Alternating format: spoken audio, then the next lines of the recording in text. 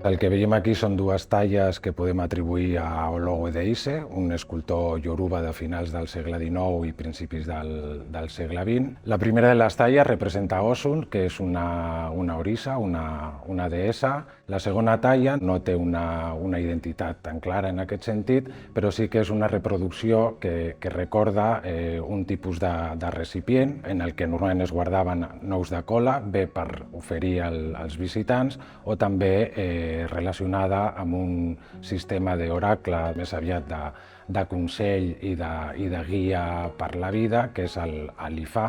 Aquestes dues talles van formar part de la propietat de Miguel Núñez de Prado. El color verd que veiem en les dues peces és força segur que no és l'original, que es va afegir segurament quan aquestes peces ja estaven a la península, potser per millorar el seu aspecte o eliminar alguns defectes. De fet, els colors tradicionals en l'art ioruba són més aviats els colors ocre, com podem veure en aquesta vitrina aquí al costat. Tenim la intenció, des del museu, de començar una primera fase d'estudis sobre aquest pigment verd per poder valorar si seria possible eliminar aquesta capa i buscar els colors originals d'aquestes dues talles.